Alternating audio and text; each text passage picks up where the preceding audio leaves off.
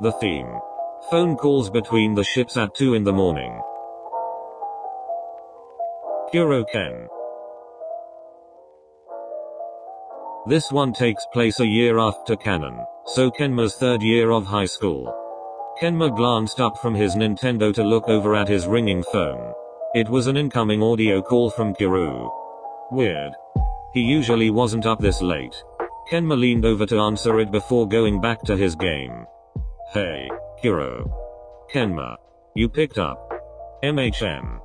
You weren't supposed to pick up. MHM. It's 2 in the morning. MHM.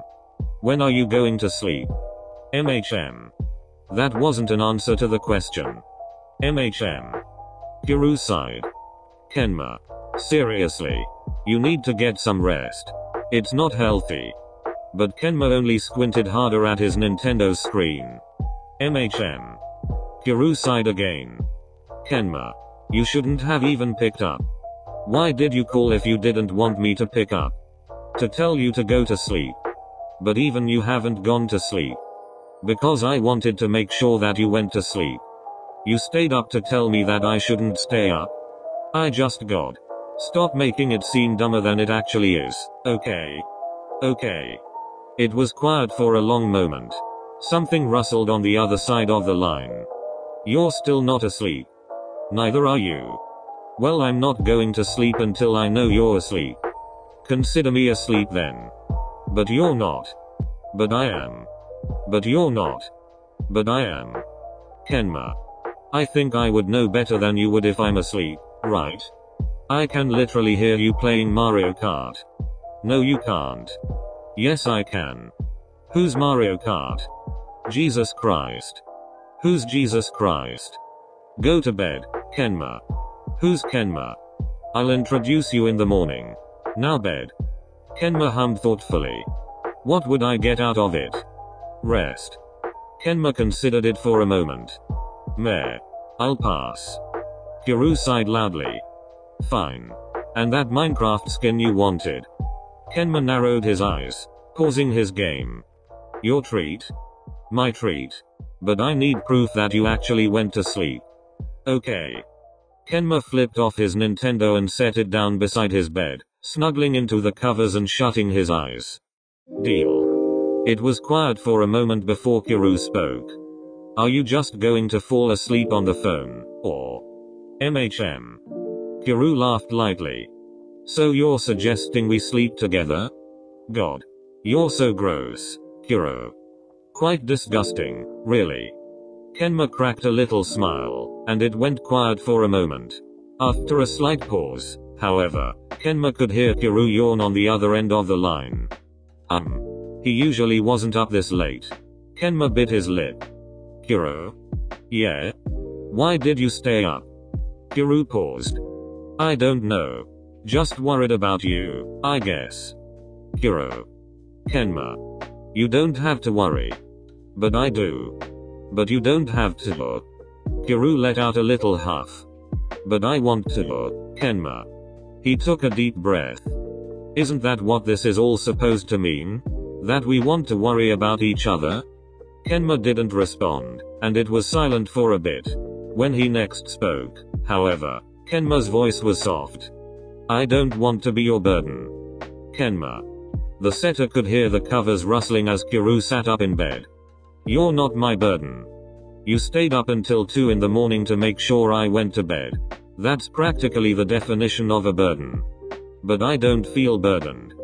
But you are burdened, Kuro. You're at college now. You should be out doing college-y, 2 a.m. things. You shouldn't be listening to a high schooler fall asleep. But what if I don't want to do college-y, 2 a.m. things? What if I just want to listen to you fall asleep? Then you're an idiot. Kuro laughed. Title accepted. Kenma groaned, ducking his head underneath his blanket. God. You are so dumb. Only for you. Jesus Christ. I thought you didn't know who that was. Kenma peeked out his head to glare at the phone even though he knew he wouldn't be seen while Kuro laughed. I hate you. Do not. Do too. Who's buying you that Minecraft skin again? Kenma paused, his eyes narrowing. Fine. For the Olaf skin, and the Olaf skin alone, I love you. Wait, but doesn't that make you a prostitute? I mean, you are sleeping with me just so that I'll buy you something. We aren't sleeping together. Kenma. We are literally sleeping with each other. Only technically. You're not here. Kiru paused, his voice growing quieter. I want to be there though. No you don't. Yes I do. No you don't. You should want to be out doing college-y, 2 AM things. But I don't, Kenma. Seriously. The setter bit his lip.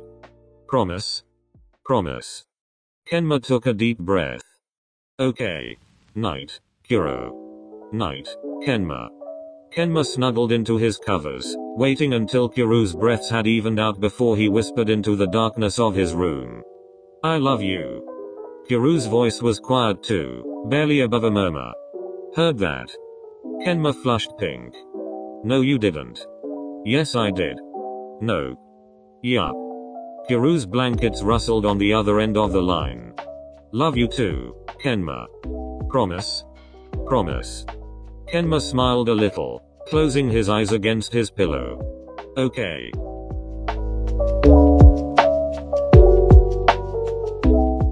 Iwayoi.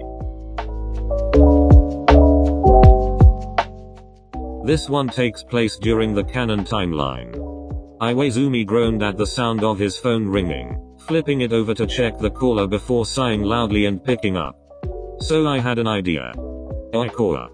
A brilliant idea, in fact. You have got to be kidding me. And I think you're going to love it. It is literally 2 in the morning. Well, love to hate it, but love it nonetheless. Oikoa. Go to sleep. But Iwa-chan, don't you wanna hear the idea? Iwaizumi sighed, rubbing his eyes. Sleep. We both should go to sleep. No, because what we really should do is recreate the You Belong With Me music video. Iwaizumi blinked slowly. Once, then twice. What? Look, hear me out. We can do the whole writing on notepads and then holding it up to the window thing, right? And then I can close the curtains when you're about to hold up a sign that says I love you, and so then you can do the whole dejected Taylor Swift look. There is no world in which I do the dejected Taylor Swift look. Well fine, then I'll do it. The point is it's going to be glorious. Iwaizumi sighed, massaging his temples. Did you seriously wake me up for this? It's essential, okay? Sleep is essential, Oikoa. We have a big match tomorrow. Oikoa let out a huff. I don't want to talk about tomorrow. Me neither. We should be sleeping. But the Taylor Swift. Oikoa. The setter was quiet for a moment. I can't sleep, okay? It's gonna be Shirato Rizawa and Ashijima and I can't. I just really can't. You're not going to play well if you're tired. I know, and then I think about that, and then it makes it harder to sleep, and then I get more worried, and then, well. Oikoa's laugh sounded hollow, and it went quiet for a long moment. Iwaizumi shifted underneath his blanket. We don't even live next door to each other. Huh? The music video. We'd have to have windows facing each other to do the sign thing. Okay. Iwaizumi could hear his boyfriend start to smile against the phone. New plan. How do you feel about breaking and entering? Absolutely not. But Iwa-chan. No way. What if I say please? Then I'd say no thank you. Or. But Iwa. You better not be doing the dejected Taylor Swift look right now. Oikoa was silent for a long moment, and Iwaizumi sighed. Jesus Christ. Oikoa. It comes naturally, alright. That should not come naturally. I'm just an expressive person. Yeah right. Iwaizumi chuckled. You really aren't. Not when it matters, anyway. Yeah. He laughed. You know me too well, Iwa. They fell into silence once more. Iwaizumi rolled onto his side. You should really get some rest, Oikoa. I know. It's 2 in the morning. I know. And it's a big match. Oikoa snorted. Trust me, I know. It was quiet for another moment, and Iwaizumi exhaled loudly. Well come on, spit it out. You're worrying. Spit it out. The setter remained silent. Ikora sucked in a deep breath. What if it's not enough? What if I get all the rest in the world and I still don't play well enough? What then? Then we move on. But we move on. Ashijima though. We move on even if that means I have to drag you by the ear, Shitakora. Ikora laughed lightly. Thanks, Iwa-chan. The ace just grunted. Go to sleep. We can try your Taylor Swift thing tomorrow. But we're doing volleyball tomorrow. There's always after volleyball, you know. Ikora paused. Yeah, you're right. After volleyball then. Alright. Night. Crap Ikora. Good night, Iwa-chan. Iwaizumi turned off his phone and set it down on his nightstand, lying back down on his pillow. He closed his eyes determinedly, his eyebrows furrowed. ... Screw it. Sighing, he picked his phone back up again to look up You Belong With Me in YouTube. Well crap. This is actually kind of cute.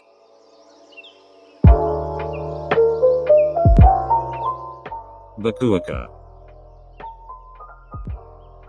Akashi rubbed his eyes as he woke up, sleepily reaching over to pick up his phone. Hello? Akashi. The setter winced back from the sudden loud voice yelling next to his ear. I just finished that book you said was your favorite. You know, the English one? Pride and Prejudice, I think. Pride and Prejudice, Bakuto-san. Yeah, that one. Well, I just stayed up finishing it and oh my god. Akashi. I need to marry Mr. Darcy. Like, immediately. Akashi put his phone on speaker and lied back down on his side, his eyes flitting shut. MHM. He's all cool, but caring, and articulate, but blunt, and handsome, but aloof, and I am in love, Akashi, I am literally in love. That's great, Bakuto-san. And okay, just listen to this. Bakuto cleared his throat, and the tips of Akashi's lips turned upwards. If you will thank me, he replied, that's Mr. Darcy, Akashi, that's my husband talking right there. Anyways, he says, let it be for yourself alone. I mean, did you hear that? Oh my god. Bakuto squealed, and Akashi chuckled.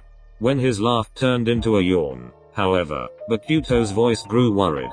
Oh no, did I wake you up, Kashi? Akashi's eyelids were heavy, but he tried to lie with a convincingly alert voice. Don't worry, Bakuto-san. I was up studying, anyways. Are you tired? Should I hang up? Do you need to sleep? No, it's okay, Bakuto-san. Please continue. If you're sleepy, tell me. Alright, Kashi? Alright, Bakuto-san. Okay. Pages rustled on the other end of the phone. And then he goes, but your family owe me nothing. Much as I respect them, I believe I thought only of you. Akashi. Imagine Mr. Darcy saying that to you. I mean, come on. Well, right. He's like you, Kashi, except with a British accent. Can you imagine that? You, but with a British accent. Oh my god. If the world had an Akashi with a British accent, reality would just implode. Akashi only hummed in response. Like, literally, it'd just be boom. Reality gone. And okay, can I just read you this one scene? Bakuto continued on excitedly, and Akashi's mind began drifting off into sleep to Bakuto's voice. When he noticed his boyfriend's even breathing, Bakuto paused. Kashi? You there? Akashi snored a little, and Bakuto smiled against the phone. Okay, but imagine Akashi snoring with a British accent. Boom. He laughed lightly. Night, love. I'll tell you the rest in the morning, okay? Akashi mumbled something in his sleep, and Bakuto lowered his voice as he whispered into the phone. Don't worry, Kashi.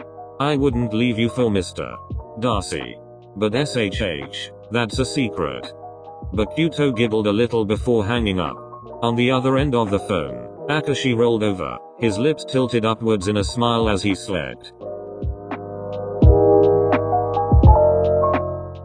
Kagehina. Kageyama groaned, His eyes barely open as he snatched the ringing phone off of his bedside table and yanked it to his ear. Who the hell is this? Hi, Kojima. His boyfriend's voice was cheerful on the other end of the line, and Kojima scowled. Hinata. You dumbass. What the hell? Hinata giggled. Well, somebody sure sounds grumpy. Kojima rubbed at his eyes. Yes, Hinata, I do sound goddamn grumpy because it's goddamn 2 in the goddamn morning. He double-checked the time on his phone and immediately groaned at the bright light. Goddamn it. Did I wake you up? Stupid, of course you woke me up. It's goddamn 2 in the goddamn morning. Oopsies. Kojima frowned at his ceiling. No, dumbass, not oopsies. Hinata giggled again. Yeah, not oopsies. Stupid. You better have a good reason for waking me up at goddamn 2 in the goddamn morning. Idiot. You're a goddamn idiot. Hinata giggled once more. So, what's your reason? I want to practice a new quick attack. Kojima scowled. Dumbass, you could have waited 5 hours to tell me this. Well yeah, but I kinda wanna practice it now. Kojima pulled back to stare at his phone. Now? MHM. You want to practice a new quick attack now? Yup. At 2 in the morning? Don't you? Kojima furrowed his eyebrows. No, idiot, I do not want to practice volleyball at goddamn 2 in the goddamn morning. Hinata clucked his tongue disapprovingly. Oh. Somebody's getting lazy. Oh, I thought you said that you're serious about volleyball. Of course I'm serious about volleyball. Then let's practice our quick attack. It's literally goddamn 2 in the goddamn morning. So? Kojima's mouth floundered for a moment. Idiot. You're an idiot. Meet me at the park? Hey. Dumbass. I never said I'd agree. What else would you do? Sleep, stupid. I would sleep. Come on, Kojima. Don't be such an old man. I am not an old man. Hinata brought his voice down an octave. Hey, my name is Kojima, and I need to sleep, sleep all the time. You're literally older than me. But at least I don't have creaky bones. Neither do I. My bones are less creaky though. No, they aren't. They definitely are. You wanna see who has less creaky bones? Fine. I'll show you who has less creaky bones. So see you at the park? See you at the goddamn park, dumbass. Kojima hung up the phone angrily, grumbling as he shoved on his socks. Old man, yeah right, I'll show you who. But then he stopped, pausing to look down at what he was doing. Oh. Goddamn it. Thanks for watching. Part 2 will be coming soon. Right now the ships for that are Sakuatsu, Tsukiyama, Ushiton, and Sumishira. Also, anybody interested in an art competition? I have an Ushiton alternate universe written out, but I need artwork for the thumbnail characters. Let me know in the comments. Yes, I am bringing this up again.